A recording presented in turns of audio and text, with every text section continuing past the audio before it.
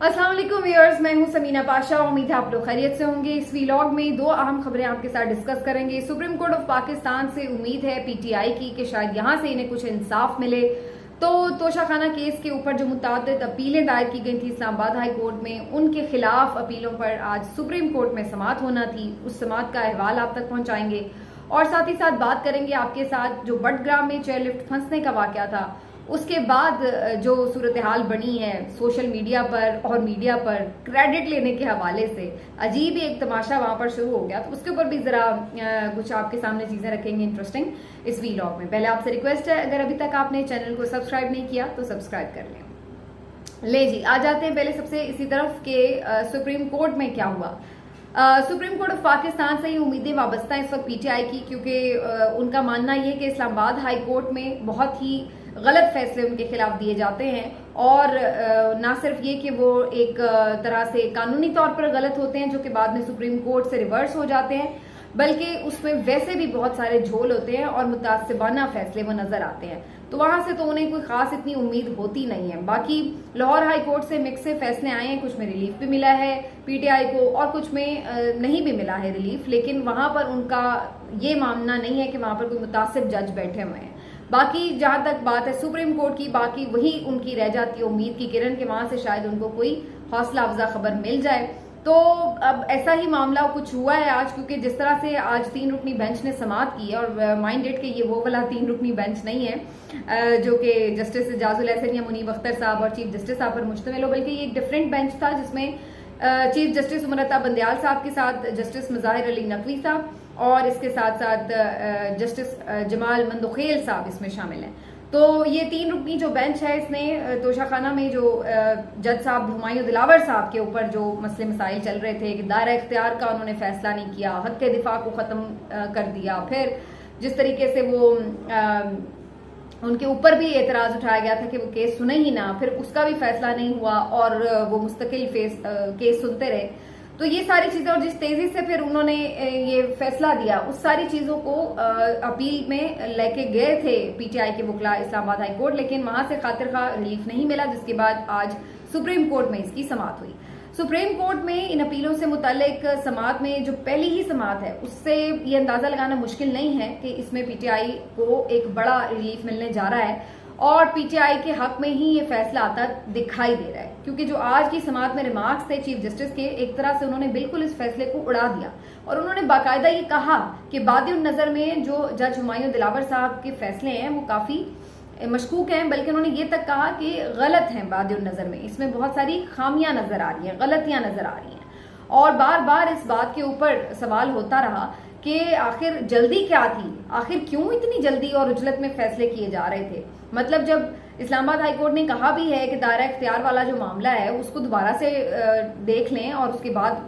बाद आगे मैरिट्स के ऊपर जाएं, लेकिन उन्होंने उसको भी रद्दी की टोकरी में डाल दिया और बस फटाफट कौन सी हड़बोंग मचाई हुई थी उन्होंने कि बस फैसला ही सुनाना है हर सूरत में। तो इसके ऊपर बार बार सवाल उठा कि आखिर उन्हें इतनी जल्दी क्या थी। फिर ये भी सवाल उठाया गया चीफ जस्टिस की जानिब से कि फेयर ट्रायल का हक क्यों नहीं दिया गया। आप तो कह रहे हैं, जो इलेक्शन कमीशन के वकील थे वहां पर, उन्होंने कहा कि जी हमने तो इमरान खान साहब को पूरा मौका दिया। तो चीफ जस्टिस साहब ने नजरें घुमाई पूरी तरफ कमरा अदालत ने और कहा कि इमरान खान किधर है। और फिर उन्होंने कहा कि कैसे आपने उन्हें फेयर ट्रायल का हक दिया, आपने तो उन्हें गवाह भी पेश नहीं करने दिए और आप कह रहे हैं कि आपने फेयर ट्रायल का हक दिया। तो उन्होंने आगे से कहा कि जी गवाह तो इसलिए पेश नहीं करने दिए क्योंकि वो गैर मुतल्लिका थे। तो इस पर तो सारे एक तरह से हंसी पड़े और जस्टिस मुजाहिर अली नकवी ने इस पर कहा कि अगर यहाँ पर हीर रांझा से मुतालिक भी केस हो ना और वो भी कोई गवाह पेश करे तो उनके भी गवाहों को जो है ना वो आप मना नहीं कर सकते। तो ये क्या आपने बात की, यहाँ पे कौन सा कोई पीछे इतनी मुश्किल इमरजेंसी सिचुएशन थी कि जिसमें फौरी सुनाना था फैसला और इसलिए गवाह सुनने का भी टाइम नहीं था जज साहब के पास। तो चीफ जस्टिस साहब ने बाकायदा ये कहा कि बादिउन नजर में इस फैसले में बहुत से नकाइस हैं। लतीफ खोसा साहब ने बड़ी अच्छी यहाँ पर इमरान खान साहब की नुमाइंदगी की और मानना पड़ेगा लतीफ खोसा साहब बड़े जबरदस्त वकील साबित हो रहे हैं। उन्होंने कहा कि आपको तो घड़ी की सुइयां पीछे ले जानी पड़ेंगी चीफ जस्टिस साहब, क्योंकि जो चीजें हम इस वक्त आपके साथ डिस्कस कर रहे हैं, जो एड्रेस हो रही हैं, वो तो बुनियादी चीजें हैं। यानी कोई भी केस जब शुरू होता है तो सबसे पहले इन्हीं चीजों पे बात हो रही होती है कि क्या जो अदालत केस सुन रही है उसके ये दायरा इख्तियार में आता है, आया कि वो ये केस सुनने की मजाज है या नहीं है। फिर उसके बाद आगे चीजें होती हैं कि बेंच पर एतबार है या नहीं है, फिर उसके बाद बात होती है कि जमानत उस पर मिल रही है या नहीं है, फिर उसके बाद उसके मेरिट्स या डीमेरिट्स के ऊपर बात होती है। लेकिन यहाँ तो हर चीज को पसे पुश्त डालकर न जाने कौन सी ट्रेन छूट रही थी जिसको पकड़ना था। अब बाद में वो पता चला कि वो तो कोई फ्लाइट थी बेसिकली, जो जज दिलावर साहब को पकड़नी थी और वो लंदन सीधे चले गए फैसला सुना के। तो ट्रेन नहीं छूट रही थी, शायद फ्लाइट छूट रही थी उनकी, इसलिए उन्होंने बड़ी जल्दबाजी में ये फैसला भी सुनाया। बहरहाल अब बज़ाहिर ये नजर आ रहा है कि चीफ जस्टिस साहब तो बिल्कुल इस बात पर, ऐसा लग रहा था कि आज ही शायद इस केस में मुअत्तल कर दें सजा को भी और इमरान खान साहब की रिहाई का हुक्म भी दे दें। और एक तरह से तो उन्होंने इंदिया भी दिया इस बात का, उन्होंने कहा कि हम तो बाकायदा इस पर सोच रहे हैं कि ये चीज हम करें क्योंकि इसमें बहुत से नकाइस हैं, लेकिन उन्होंने कहा कि हम एक दिन की मोहलत दे रहे हैं इस्लामाबाद हाई कोर्ट को। माइंड रेट के इस्लामाबाद हाई कोर्ट ने भी कल इस केस की समाअत फिक्स कर रखी है, जिसमें अपील दायर की गई है कि जी ये फैसला ही मुअत्तल कर दिया जाए। तो अब इस्लामाबाद हाई कोर्ट को भी कल इस पे फैसला करना है। तो एक तरह से सुप्रीम कोर्ट ने इस्लामाबाद हाई कोर्ट की वजह से सिर्फ ये मार्जिन दिया है कि कल इस्लामाबाद हाई कोर्ट इस पर फैसला कर ले, और उसके बाद फिर दोपहर 2 बजे उन्होंने समाअत का टाइम रखा है ताकि उसके बाद जो भी वो फैसला करें तो फिर हम इसके ऊपर समाअत करें। ये बड़ी इंटरेस्टिंग डेवलपमेंट है, आप इस चीज को अंडरस्टैंड करें कि चीफ जस्टिस ने ये नहीं कहा कि अच्छा जी फिलहाल फिर देख लेंगे, इस्लामाबाद हाई कोर्ट देखती फिरेगी, फिर आप दोबारा आ जाएगा या ये हो जाएगा, बल्कि उन्होंने इस चीज को टाइम बाउंड कर दिया है कि इस्लामाबाद हाई कोर्ट को कल हर सूरत इसके ऊपर कुछ ना कुछ फैसला करना है,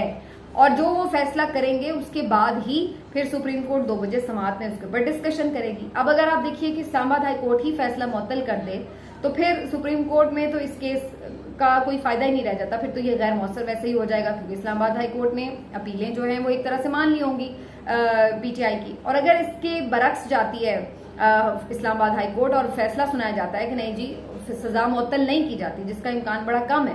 तो फिर उसके बाद इस्लामाबाद हाई कोर्ट का यही फैसला भी चैलेंज हो सकता है सुप्रीम कोर्ट में। और जो आज की हेयरिंग है इसके पेश नजर तो ये कहना मुश्किल नहीं है कि फिर सुप्रीम कोर्ट कल इस फैसले को बाकायदा ही उड़ा देगी। तो अब काफी ज्यादा रोशन इम्कान है इस बात के कि इमरान खान साहब की कम अज कम इस केस में रिहाई का हुक्म भी आ सकता है और फैसला भी मुअत्तल होने जा रहा है, और ये अब इंशाल्लाह चंद घंटों की बात नजर आ रही है। और इस सिलसिले में अब ये देखना होगा कि सुप्रीम कोर्ट ऑफ पाकिस्तान क्या कोई दबाव ले लेती है या इसको मजीद केस को कहीं लटका ना दे, क्योंकि आप इस बात को अंडरस्टैंड करें कि सुप्रीम कोर्ट के ऊपर भी इस वक्त प्रेशर काफी है। और ये बड़ी हैरत अंगेज बात है कि इसके बावजूद भी चीफ जस्टिस साहब ने ना सिर्फ इस केस को टेकअप किया है, बेंच का हिस्सा भी बने हैं, बल्कि समाअत के दौरान इतने दबंग किस्म के वो रिमार्क्स भी दे रहे हैं। क्योंकि इस वक्त जो देखा जाए तो ये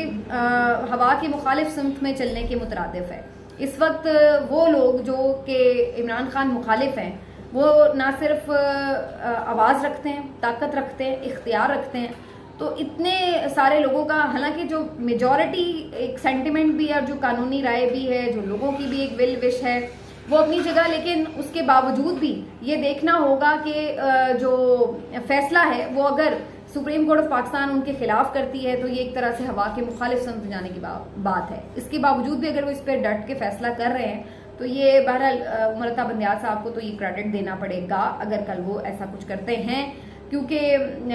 प्रेशर तो बहरहाल है। अभी आप देखें कि सिर्फ आज की समाअत ही हुई है तो उसके बाद तनकीदें शुरू हो गई कि हाँ जी पीटीआई वालों को तो इमरान खान को तो वहां से रिलीफ मिलना ही था। मरियम नवाज साहिबा जो इतने दिन से खामोश थी उनको भी एकदम जाग आई है, उन्होंने भी फटाफट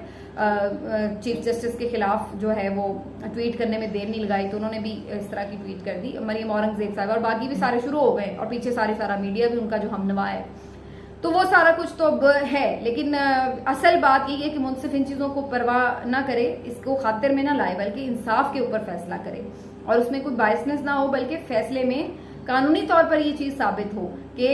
क्या वो ठीक है या गलत है। अगर वो गलत है तो बेशक गलत कहें, लेकिन अगर उसमें इतने कानूनी निकायज हैं जो कि बज़ाहिर हर कोई बोल रहा है तो फिर उसके बाद कोई ऑप्शन नहीं है कि इस फैसले को गलत करार ना दिया जाए। तो बहरहाल गुड डे फॉर पीटीआई। आगे जनाब अब जरा आ जाते हैं बटग्राम के हवाले से, बड़ी इंटरेस्टिंग सिचुएशन है। बटग्राम में अल्हम्दुलिल्लाह तमाम जो लोग फंस गए थे चेयरलिफ्ट में उन्हें बचा लिया गया, रेस्क्यू कर लिया गया बहिफाजत, सब खैर खैरियत से ऑपरेशन मुकम्मल हो गया। अच्छा, ये बड़ी इंटरेस्टिंग बात है कि इस ऑपरेशन के बारे में काफी दिलचस्प स्टोरीज चलती रही और हमें पता चलता रहा कि जी पाक फौज का हेलीकॉप्टर भी आ गया है। उसके बाद हमने देखा कि जी रेस्क्यू करने के लिए जो जवान हैं, एसएसजी कमांडोज हैं, वो हवा में लटके हुए हैं। अपनी तौर पर उन्होंने पूरी कोशिश की है और बल्कि 1-2 लोगों को उन्होंने रेस्क्यू किया भी। तो ये बिल्कुल उनका क्रेडिट है, इसको हम कोई ये नहीं कह सकता कि जी ये क्रेडिट ठीक नहीं था। लेकिन उसके बाद फिर कुछ बड़ी इंटरेस्टिंग चीजें हुई कि एक क्रेडिट की जंग शुरू हो गई। मेन स्ट्रीम मीडिया ने तो खैर पूरे का पूरा क्रेडिट जो था वो पाक फौज को इब्तिदा में दिया कि जनाब बस उन्होंने ही बचाया सबको, सलाम इन जवानों को, और हर मौके पे वही हमदर्द होते हैं वगैरह वगैरह। और मैं इसको कोई गलत नहीं कह रही है, बिल्कुल अफवाज पाकिस्तान की पाकिस्तान के लिए बहुत खिदमात हैं। जो आम सिपाही है, जो बंदा है, वो आप देखें सैलाबों में भी मदद करते हैं, और जो भी उनकी ड्यूटीज होती हैं वो तो बेचारे अपने पूरी जाफिशानी से कर ही रहे होते हैं। तो इसी तरह ये जो कमांडोज थे इन्होंने भी बड़ा लटक के हवा में जिस तरीके से किया, कमांडोज ने भी ऑपरेशन करने की कोशिश की, वो भी अपनी जगह उनकी कोशिश और काविश, उनकी नीयत पे भी कोई शक नहीं करा। लेकिन उसके बाद अगर ये कहा जाए कि जी सारा उन्होंने ऑपरेशन किया और उन्हीं का सारा क्रेडिट है, तो ये ठीक नहीं है, ये फैक्ट्स के मुनाफी बात है। हकीकत हाल ये है कि वहां पर जब ये मामला हुआ ही था तो उस वक्त बहुत सारे जो मकामी रेस्क्यूअर थे वो पहुंच चुके थे, और वो ये कह रहे थे कि हमारे यहाँ तो ये सारी चीजें होती रहती हैं, क्योंकि ये तो डेली रूटीन का मामला है कि जी लिफ्टें यूज हो रही हैं इस तरह इधर उधर आने के लिए, एक पहाड़ से दूसरे पहाड़ पर जाने के लिए। अब उन्होंने कहा हम तो ट्रेन, हम तो ये कर लेते हैं खुद ही, तो हमें करने दिया जाए। लेकिन बात चूंकि मीडिया में आ चुकी थी और पूरा वो गवर्नमेंट सारी इस पे एक्टिव हो चुकी थी, तो फिर उसके बाद उनको भी रोक दिया गया कि नहीं जी इसको हम, ये कोई बहुत सीरियस ऑपरेशन है तो इसको हम स्पेशल ट्रेन लोगों से करें। सीरियस तो बिल्कुल नो डाउट था, लेकिन उनके लिए शायद वो इतनी बड़ी बात इसलिए नहीं थी क्योंकि वो तो इस तरह की शायद पहले भी चीजें देखते रहते हैं, उनके तो रूटीन मैटर्स में आती हैं शायद। खैर किस्सा मुख्तसर ये कि वो हेलीकॉप्टर के थ्रू जितनी भी कोशिश की जा रही थी उसमें टाइम भी बहुत लगा, और इन दी एंड जब शाम पड़ गई तो हेलीकॉप्टर के थ्रू उनको रेस्क्यू करना मुमकिन नहीं रहा। अब आप सोचें कि अगर ये सिर्फ काम आर्मी के ऊपर होता तो फिर ये बेचारे पता नहीं सुबह तक वहीं पे अभी भी लटके हुए होते, किस तरीके से होता आई डोंट नो। लेकिन ये काफी मुश्किल बात थी कि हेलीकॉप्टर के थ्रू जो उनका रेस्क्यू करने का जो आइडिया था वो काफी ज्यादा मुश्किलात वाला था। लेकिन इन दी एंड फिर हुआ ये कि जो रेस्क्यूअर थे, जो मकामी रेस्क्यूअर थे, वो फिर बाकायदा उसमें आ गए और उन्होंने आकर फिर पूरी कोशिश करके जो है जो उनका एक तरीकाकार था, जो चूंकि वो पहले से भी इस तरह के कर चुके हैं कई ऑपरेशंस, तो उन्होंने फिर उसमें इन्वॉल्व होकर बारी बारी रेस्क्यू किया। और फिर उसमें उस बंदे का बाद में इंटरव्यू भी आ गया साहब खान का, बीबीसी ने भी किया और बाकी लोग, और फिर जो वीडियोस आई तो फिर सारी कहानी खुल गई कि बेसिकली जो ज्यादा इसमें किरदार रहा वो तो मकामी लोगों का रहा जिन्होंने रेस्क्यू किया लोगों को। अब वहां पर सोशल मीडिया पे ये बहस चल रही थी कि नहीं जी आप लोग इस मौके पे भी शुरू हो गए हैं जी, जिसका क्रेडिट है उसको मिलना चाहिए, तो ये वो बस ठीक है, आप बस इस बात पर अल्लाह का शुक्र अदा करें, सब खैरियत से बाजियाब हो गए, सब ठीक हो गया, हिफाजत उन्हें उस मुश्किल से निकाल लिया, अल्लाह का शुक्र नहीं अदा कर रहे आप लोग इस पे भी। और फिर पीटीआई वालों पे भी तनकीदें शुरू हो गई कि जी ये फौज के खिलाफ शुरू हुए हैं, उनका क्रेडिट नहीं देने दे रहे। हकीकत ये नहीं है कि फौज के खिलाफ कोई बात कर रहा था या कोई उनको क्रेडिट नहीं देने दे रहा था। हकीकत ये थी कि एक ऐसी चीज के ऊपर इमेज बिल्डिंग की कोशिश शुरू कर दी गई थी मेन स्ट्रीम मीडिया की तरफ से कि जो बेसिकली खालिस्तान एक उनकी फराइज में भी था, और दूसरा ये कि उनकी नेक नियति पर वो काम वो कर रहे होंगे। हम ये नहीं कह रहे कि वो जो बेचारे वहां गए थे रेस्क्यू करने के लिए वो कोई बदनीयती से वो कोई इमेज बिल्डिंग के लिए गए थे, लेकिन उस चीज को, उस मौके को कोशिश की गई कि इस तरीके से मीडिया पर बनाया जाए और प्रोपेगेट किया जाए कि जिसमें इमेज बिल्डिंग वाला जो मामला है वो भी साथ निमट जाए। यानी आपको पता है कोशिश तो आजकल चल रही है ना कि जनाब किसी तरह भी इमेज बिल्डिंग की जाए इदारों की, और उसमें रैलियां भी निकलवाई जाती हैं, आम लोगों के शॉट्स भी और शहीदों की फैमिलीज के शॉट्स भी चलवाए जाते हैं, तो काफी कुछ इस सिलसिले में होता है। तो उसी सिलसिले में ये भी एक किया जा रहा था। अब उस चीज का चूंकि वीडियोस ने और जो वहां के मकामी रिपोर्टर्स थे और जो चीजें अवेलेबल थी सोशल मीडिया पर, उससे ये अंदाजा लगाना मुश्किल नहीं था कि उसमें बिल्कुल ठीक है उनका था, लेकिन वो मकामी लोगों ने ज्यादा उसमें जो था अपनी एक्सपर्टीज दिखाई। तो अब बात ये नहीं है कि वो अगर वो ये इमेज बिल्डिंग की कोशिश ना हो रही होती तो कोई उनका क्रेडिट ले भी ना रहा होता और ये कहते कि चले जी हो गया। लेकिन चूंकि वहां पर ये सिलसिला शुरू हो गया कि मेन स्ट्रीम मीडिया शाह से ज्यादा शाह का वफादार, वो शुरू हो गए, तो फिर उसके बाद ये फिर काउंटर एक नैरेटिव आना शुरू हो गया कि नहीं जी सिर्फ ऐसा नहीं हुआ बल्कि मकामी लोगों ने भी उसमें हेल्प की, बल्कि मकामी लोगों ने ही मेनली, जब रात सब कुछ ठंडा पड़ गया तो फिर असल में तो उन्होंने जाके बेचारों ने अपनी जान पे खेला और उनको बचाया। तो इन दी एंड चूंकि एक ओवरऑल एक बड़ी ये खतरनाक ऑपरेशन था और अल्लाह का शुक्र है कि सब लोग बाहिफाजत हो गए इसमें रेस्क्यू, अल्लाह ताला ऐसी जो हादसात है उनसे बचाए किसी को भी। लेकिन बात यह है कि जब इस तरह की चीज़ों का इमेज बिल्डिंग के लिए यूज़ किया जाएगा तो फिर काउंटर नैरेटिव भी बनेगा। तो अगेन इसमें जो ये लोग बुरा मान रहे थे कि जी आप पाक फौज का क्यों छीन रहे हैं क्रेडिट, तो ये इसकी वजह ये नहीं थी कि उनका कोई क्रेडिट छीना जा रहा है। उसकी वजह बुनियादी तौर पर यही थी